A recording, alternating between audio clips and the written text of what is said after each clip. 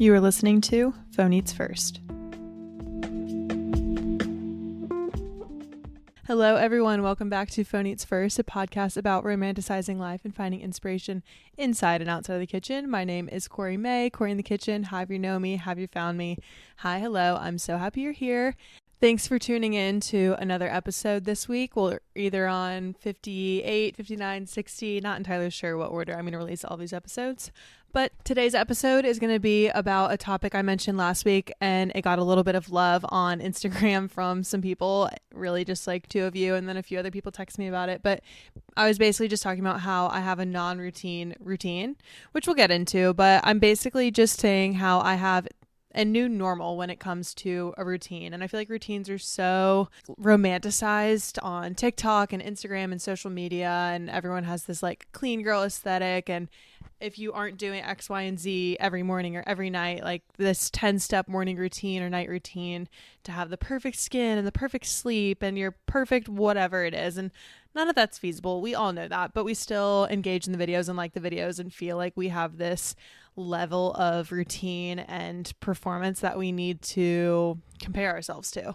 And so I have a pretty strict routine and things that I like to do, but basically my routine isn't every day. So I kind of have drafted a little episode just discussing how my advice for these non-routine routines that I have that keep myself on top of things, but also how I give myself grace when it comes to coming back from a vacation or coming back from a week-long travel, or when you don't feel good or you just really need sleep, and just knowing when to prioritize different things for your body.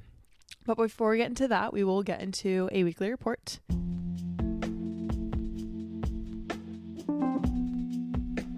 So our reading, I'm still reading Tower of Dawn. That's probably going to be a very reoccurring theme for my weekly report because it's a fat book. I don't even know how big it is because it's on my Kindle, but I'm using my mom's paper copy to hold my laptop camera up. So I can see it's about this thick if you're watching on video. And it's the second to last book in Throne of Glass. And it's really good so far. Well, actually, that's not true. It's good so far, but I know it's going to get really good. So I'm excited for that. Eating. I feel like I've just been eating so much sourdough. And I say that a lot, but as you know, that is a trend here. I make sourdough not that well. If anyone has tips on how to get sourdough to rise, let me know. But I had some buttered sourdough for dinner last night and for breakfast this morning. Well, this morning was avocado toast with cottage cheese and fresh farmer's market tomatoes, so that was delicious. I'm just eating a lot of sourdough at the moment. Plan. I am going to South Carolina this week for work, so Greenville area, if anyone has any food recs. It is a town that I really do enjoy. It's just like it's not my favorite place, and if you haven't been, I'm not going to be like, oh, you should really go here. But if you have to go for work or whatever family reasons, it's a cute little town. So that'll be kind of fun, I guess. And then, obsession.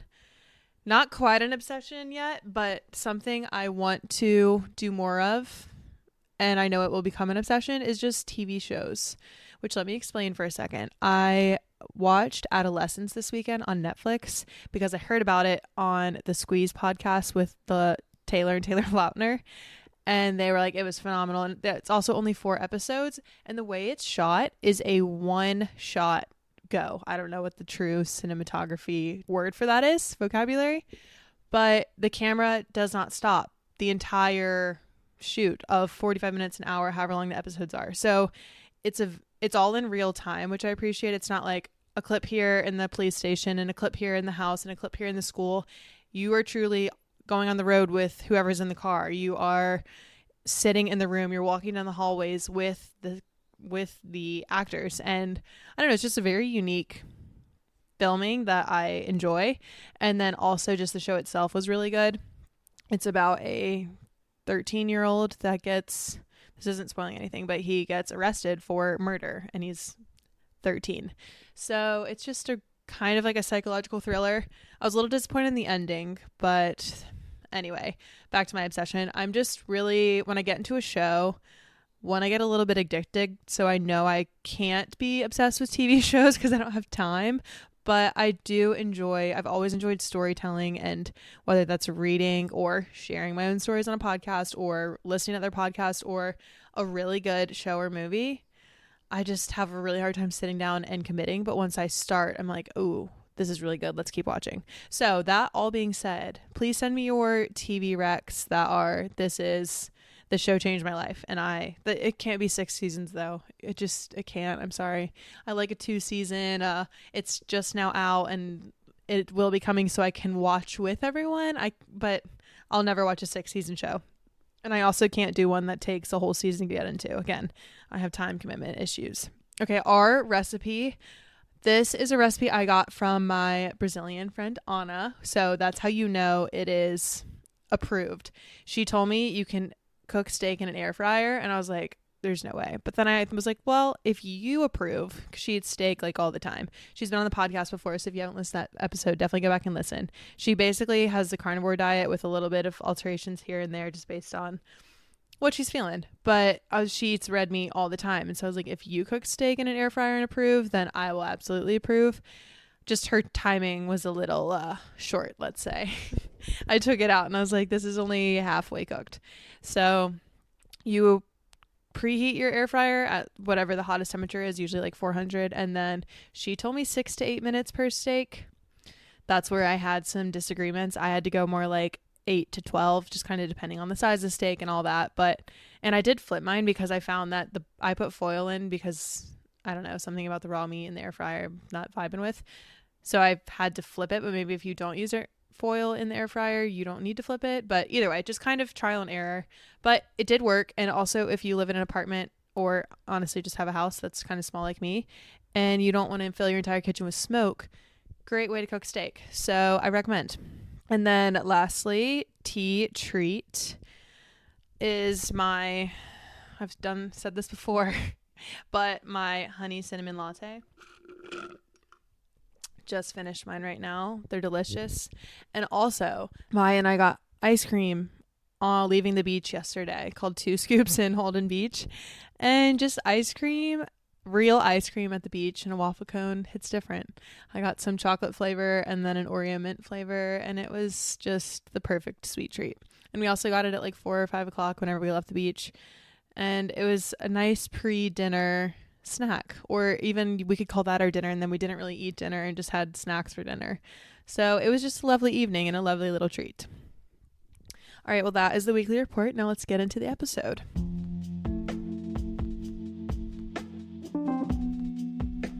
Okay, I kind of touched on this before the weekly report, but today's episode is about my non-routine routine because, like I said, I mentioned this in a previous podcast and it got some love. But basically what I'm saying is that I have a new normal when it comes to a routine because I'm never home, whether it's for work travel or vacations or like this weekend, I'm at my parents' house at the beach. And so I just have a lot of adaptations to my week. Like Monday to Friday, I am at home. I'm going to the office sometimes, but then maybe another week, like this week, I'm going to be in South Carolina for like 6 or 7 days. And so I can't have this type A routine where if I'm thrown off by whatever it is in my day or my weekend, I can't let that impact the rest of my day, the rest of my routine, the rest of my week, the rest of my month, and then just get off of this routine. And this is something I've definitely contradicted myself with because I'm sure in a previous episode I've said I need to get on a routine, I need to stick to a routine, I need to like figure out how to stay in this structured routine. But I've kind of just realized recently that that's not realistic for me, because if I have this really strict routine that I have to do in order to be successful for the day or like achieve my goals for the day or feel my best, I'm only going to feel my best like 20% of the time, and that's not okay for me. So I've just really accepted this new normal of what a routine is for me. And it involves listening to my body. What does my body really need this week, this day, this moment? And also planning ahead, because knowing when my travel is, knowing when I'm going to be home, knowing when my workouts are, knowing what meals I think I'm going to eat for the week is so helpful. But also having some flexibility in all of that in order to fit in just life into your week. Like if someone wants to get dinner one night, do you really want to say no because you have something in the fridge that you like need to eat when you could have social time? Or even the opposite, like being able to say no to plans because you're like, well, I really would feel my best if I just stayed home tonight and cooked my dinner or whatever it is. So just allowing for this variation in your week and in your life and routine, and just kind of adapting to what your body needs.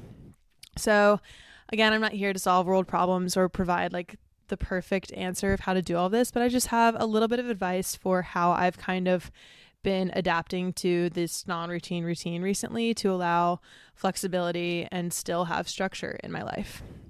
So I've got some 6 bullet points here. Let's get into them. Okay, so number 1 about routines, non-routines, whatever we're calling it at this point, is knowing that success starts the night before. And so this is, or sorry, I don't even want to say the night before. Success just starts before you think it really does.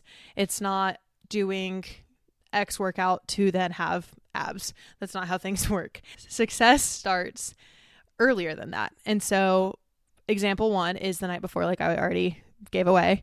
But so I have a very lengthy night routine, honestly lengthier than my morning routine, but that's because I do so many things for my morning the night before, and I don't really enjoy it. And that's honestly the reality of some things in a routine. You're not going to enjoy every single thing, but I can tell you now, I enjoy doing them the night before than doing them the morning of and feeling rushed and behind and stressed and like, oh, I forgot this, or I need to do this, and I'm running late, I need to go to work, whatever it is. You can take more time in the evening when your body is winding down to prepare yourself for the next day. And whatever that looks like for you is going to be different. But for me, that means I'm making my coffee. Like I have a coffee pot that just, I set a timer and then it brews the next morning. And that is one of the biggest keys of my morning, because I get out my workout class or I wake up or whatever it is, and my coffee is ready and brewed, ready to pour, and it's a life changer. So I have that. Sometimes I prep my breakfast. I don't always. It really just kind of depends on what my workouts are looking like and how quickly I need to get to the office, which now that I have a busier work period coming up, I probably will prep some more breakfast. But again, you don't want to overdo it, in my opinion. So whether that means making like 1 or 2 yogurt bowls, or maybe just one and you make one each night, or if you're changing up what you're eating in the morning, you prep whatever that other thing is. Or just get out your ingredients, have them on the counter, have your spatula next to your stove, so in the morning when you need to make eggs, it's ready. So just some examples there with food. But also I'm a big beverage girl, as you know, so I have my greens ready the night before. I have my lunchbox that I take to work out. Sometimes I put my workout clothes out if I know I'm feeling a certain outfit, but for me, it's really easy to just grab leggings and a sports bra and go. And then I know in advance usually if I'm going to wash my hair or not. So even just if it's a mental thing, or if you write things out in your notes or wherever it is, just having a plan and doing as much as you can the night before, so that in the morning it's easy. I wake up 15 minutes before I need to leave the house, put on my clothes, go to my workout class, come back, coffee's ready, my drinks are ready. Most of my breakfast, I at least know what I'm going to have, or I have a few things out ready to go. And then I also grab my lunch because I always eat leftovers. So that's easy for me. So I grab my leftovers, go to work, and I'm already feel more prepared than needing an extra 30 minutes or hour, whatever it is, to do those things the morning of, because I would not have time. But so that's kind of the obvious, doing things the night before, but also doing things during kind of in the day, I guess you could say, just little things to help you achieve success later. So one of the best examples I can think of is just making your bed. I know every single person listening to this has seen a meme on Instagram saying you're a million times more likely to be a bajillionaire if you make your bed in the morning. I can tell you now, I've been making my bed in the morning for I didn't do it in high school, but college and on, I made my bed, still make my bed every morning, and I'm not a bajillionaire, so I'm still waiting for that statistic to come true. But until then, I can at least tell you that making your bed in the morning does create a fresh start for the day. It's a clean room to come home to. It's almost like a reward. So just doing little things throughout your day that can help set you up for success, and whether that's waking up 15 minutes earlier or just creating these little habits that can help you just have more. Really, at the end of the day, all this is doing is allowing you to have more time and set yourself up for success later, because you don't have to come back and worry about the dishes and cleaning the kitchen or making your bed or putting your laundry away or whatever it is. And then also a piece of this is if maybe you have to miss a step or you forgot a step, that's okay. Just knowing what you need to do. Maybe just write it down for later and be like, oh, you know what, Corey, I forgot to do washer to dryer before I went to my workout class, but I'm in the car. I'm going to set a reminder on my phone to do washer to dryer after my workout class, just because you're setting yourself up for success to just like keep moving with what you need to do. Okay, rambling too much on that one now. We're going to move on to number 2. And that is make a plan, but have options and backups. And so for me, this really applies to food. And so the way I grocery shop and meal prep is I list everything out in my grocery list by meal. And then that is how I, grab my groceries. But a lot of my meals overlap. It's a protein, it's a carb, it's a veggie. And sometimes I'm not always in the mood for whatever veggie or meat I picked. And so when I'm listing out my weekly plan of meals, I'm not hard set on Monday we're having steak, broccoli, sweet potato. Tuesday I'm having salmon, Brussels sprouts, rice. Wednesday I'm having leftovers of the salmon, and Thursday I'm having whatever it is.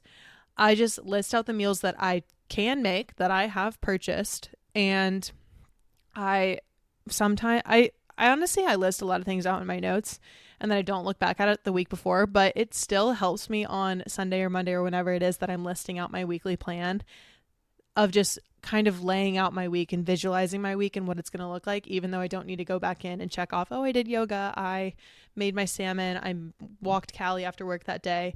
I don't actually go back in and do that. Sometimes I do, or I used to maybe, but it still is just the process of planning out my week that really helps me. And so what I mean by having a backup or an option is I get home from work and I'm like, really don't want salmon, but I'm like, I can look at my notes if I really need to, or just in my head, I'm like, okay, well, I do have this, I can just substitute the beef or for the salmon or whatever it is. And so it allows me to plan on a Sunday for on a Wednesday or Thursday evening when I know I'm just tired from the week. I want an easier dinner. I want something that I'm in the mood for, rather than having this really hardcore structure and be like, well, I guess I have to eat my salmon now, and then you're going to be sick of it and never want to make it again. So that is one thing I do. And then one other little tidbit here, still relating to food, is always have a backup meal in your freezer. And it's okay if it's unhealthy. I have the Trader Joe's frozen butter chicken that stays in my freezer. It kind of alternates what my backup meal is. It used to be the beef bulgogi and rice freezer bag that you just throw on the stove and heat up, but just having something. Or also I recommend a box of pasta and pasta sauce. And I usually have meat in my freezer, but just having a comfort meal that is really easy to access in case you have a change of plans, or again, like I've talked about a lot, you're not in the mood for what you bought, and that's also okay. Let's normalize just having another backup plan. Okay, number 3 on this list is building in off days or time off. And I know everyone's heard this a lot, that you need to schedule in an off day or relaxation period or whatever it is.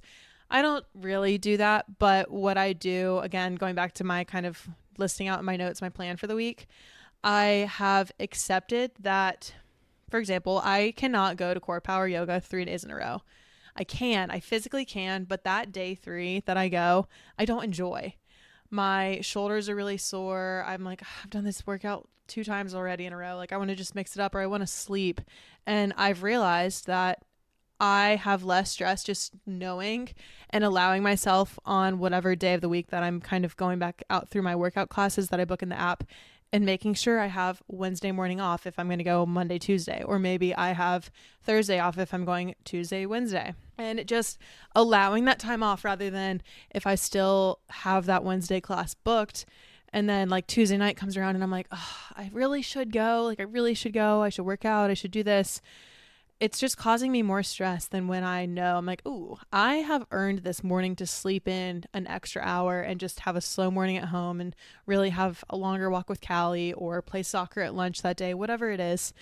Just allowing this time off, one, gives me peace of mind, and it's also really important to have a rest day, which I'm not good at. So again, just preaching to the choir here. I'm not good at that, but you could be. It's possible. And another time that I allow for built-in time off, which for me, this is clearly regarding workouts, but also meals. On the weekends, I don't really plan much of anything unless there's a set, birthday dinner or date night, or I know I'm going to the beach. But in terms of workouts and meals, I really don't account for them, because at that point it's like, all right, what leftovers do you have in the fridge?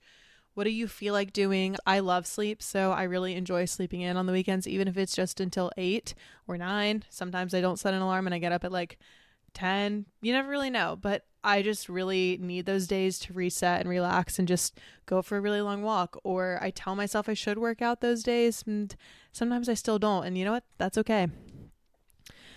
All right, but number 4.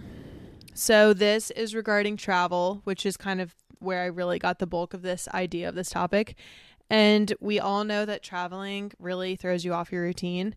And so that is when you're like freaking out the most about, how do I get back on my routine? How do I get back to my workouts and sleep and feeling good and eating good and all of the things? And for me, the biggest piece of this is unpacking when you get home. And I know I'm like a psycho that I do that, but also let's normalize doing that. It's not that hard. Just take 5-10 minutes, because realistically, unpacking is just throwing everything in the washer, putting your suitcase away, putting your toiletry bag into the bathroom. I don't usually put my toiletries away like immediately. That can be done like the next morning or when you're accessing your toiletries. Just do it instead of leaving your suitcase on the floor, because if you do it one night or 2 nights, it's going to be there the whole week, and we all know that. So the quickest way to adjust is to be a little hard on yourself and just push yourself to get back into routine. Then I know, like with, time travel, oh my God, with time change and whatever, your body clock is off. Unfortunately, this is kind of where you do just have to have a little bit of tough love and suck it up and just try your best to get back into the swing of things. Maybe you don't go on your workout at 6 a.m. the next morning and you actually sleep until like a normal time. But maybe you do need to just go to the workout class at 6 a.m. and truly rip the Band-Aid off and get back into routine. But so that's probably not what you wanted to hear, but that is my advice. But one rewarding piece of all this is when you get back from a trip, I think it's very okay to have your go-to comfort meal, which for me sometimes is Asian takeout, or it could be something I have in the freezer, like a steak that I just have been craving.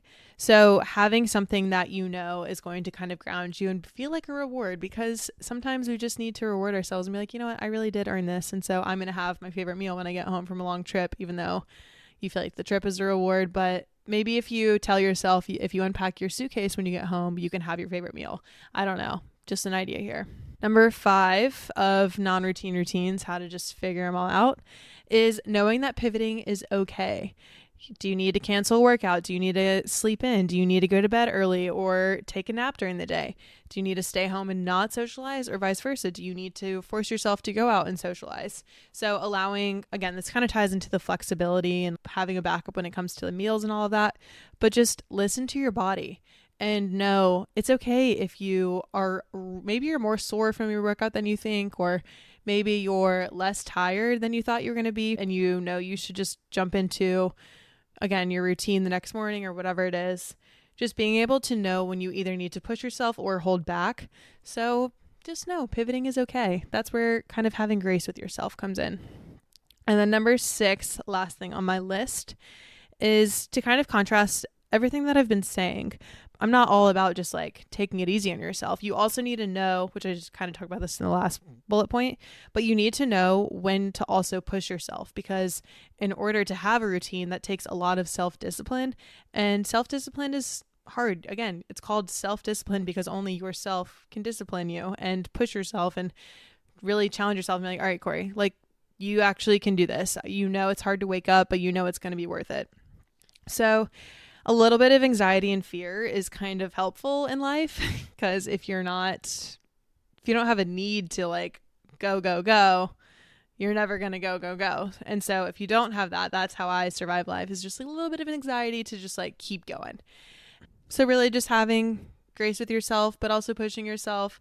Again, I didn't tell you that I had all the answers, but I'm just here to kind of provide a little bit of advice of how to push yourself, but also stay on routine. And at the end of the day, just reminding yourself you're the only one who has created your routine. So figuring out what works for you. And just overall, I just want everyone to take away from this episode that it's okay for your routine to change and not look the same week to week, but just have your non-negotiables in your week, whether that's your workout classes, your meals, your daily walks, your time in bed reading, your whatever time it is with your kids. Like, these are the things you need to do. You might not need to do every single one of them every single day, but making time throughout your week or your month. And when can you build them in? When can you have some flexibility with maybe not doing all 5 of your non-negotiables? Maybe you do 4 of them. So yeah, that's all I've really got for you today. Again, a short and sweet episode about non-routine routines, because Life is crazy out here, and we're just trying to stay afloat. But thank you for listening to today's episode. Follow along on Phone Eats First Pod on Instagram and Corey_in the kitchen on Instagram and TikTok. Let me know what you think of the episodes of season 2. Send me some episode ideas, some guest ideas. I'm looking forward to kind of creating some new content with all this. But thank you for listening, and we will talk soon.